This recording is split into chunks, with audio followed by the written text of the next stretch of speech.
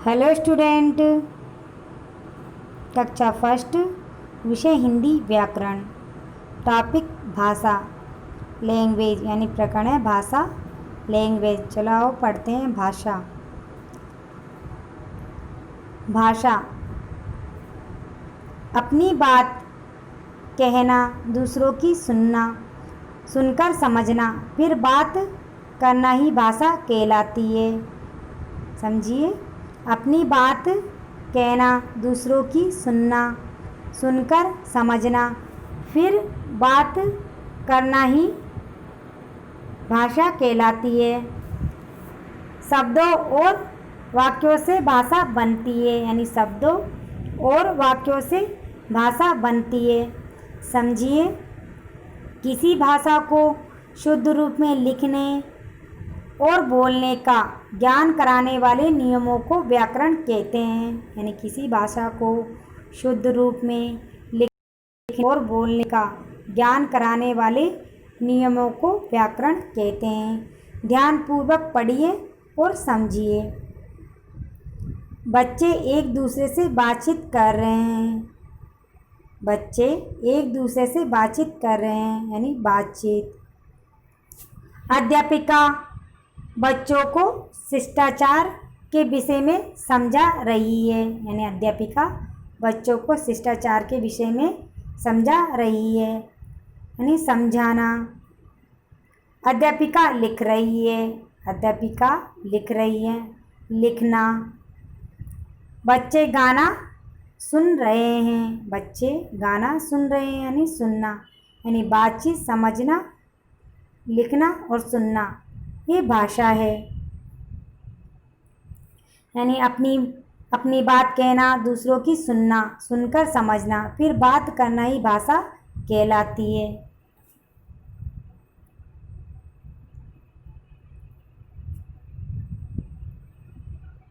बताइए, क्या यहाँ बोलने, पढ़ने या लिखने संबंधी कोई कार्य किया जा रहा है? देखो इस चित्र में, बताइए क्या यहाँ बोलने, पढ़ने या लिखने संबंधी कोई कार्य किया जा रहा है?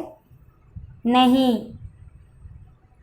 समझिए, जहाँ बोलने, पढ़ने व लिखने संबंधी कोई कार्य न किया जाए वहाँ भाषा नहीं होती। यानी जहाँ बोलने, पढ़ने व लिखने संबंधी कोई कार्य न किया जाए वहाँ भाषा नहीं होती। हमें जब भी अपनी बात किसी को बतानी होती है या किसी की बात सुननी समझनी होती है तो हम भाषा का ही सहारा लेते हैं। यानी हमें जब भी अपनी बात किसी को बतानी होती है या किसी की बात सुननी समझनी होती है तो हम भाषा का ही सहारा लेते हैं। हमारे देश में अनेक भाषाएं बोली जाती हैं। यानी हमारे देश में अनेक भाषाएं बोली जाती है, जैसे हिंदी, पंजाबी, उर्दू, मराठी, तमिल, गुजराती, तेलुगु, बंगला, असमी, मणिपुरी, मलयालम तथा कन्नड़ आदि अनेक भाषाएं बोली जाती है। बोलना हो या लिखना, दोनों में भाषा काम आती है। यानी बोलना हो या लिखना, दोनों में भाषा काम आती है। भाषा मौखिक भाषा और लिखित भाषा, यानी भाषा के दो प्रकार हैं, मौखिक भाषा और लिखित भाषा। मौखिक भाषा मुख से जो कुछ बोला तथा कानों से जो कुछ सुना जाता है। मुंह से जो कुछ बोला तथा कानों से जो कुछ सुना जाता है वह भाषा का मौखिक रूप है। लिखित भाषा जो कुछ लिखा और पढ़ा जाता है वह भाषा का लिखित रूप है। यानी जो कुछ लिखा और पढ़ा जाता है वह भाषा का लिखित रूप है। जानिए, क्षेत्र के अनुसार अलग अलग भाषाएं बोली जाती है। यानी क्षेत्र के अनुसार अलग अलग भाषाएं बोली जाती है। क्षेत्र भाषाएं, क्षेत्र पंजाब में यानी पंजाब में पंजाबी बोली जाती है, यानी पंजाब में पंजाबी बोली जाती है। ओडिशा में उड़िया, गुजरात में गुजराती, बंगाल में बांग्ला, महाराष्ट्र में मराठी, आंध्र प्रदेश में तेलुगु, यानी पंजाब में पंजाबी बोली जाती है। ओडिशा में उड़िया, गुजरात में गुजराती, बंगाल में बांग्ला, महाराष्ट्र में मराठी, आंध्र प्रदेश में तेलुगु,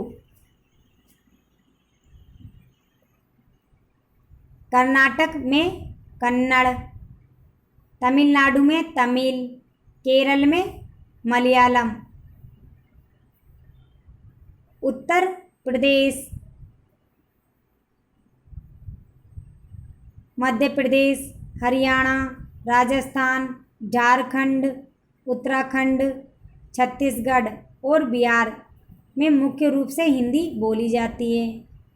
यानी उत्तर प्रदेश, मध्य प्रदेश, हरियाणा, राजस्थान, झारखंड, उत्तराखंड, छत्तीसगढ़ और बिहार में प्रमुख रूप से हिंदी बोली जाती है। याद रखिए, हिंदी हमारी राजभाषा है, यानी हिंदी हमारी राजभाषा है। तो आपको ये प्रकरण यानी ये टॉपिक आपको याद भी करना है और समझना भी है। यानी भाषा की परिभाषा,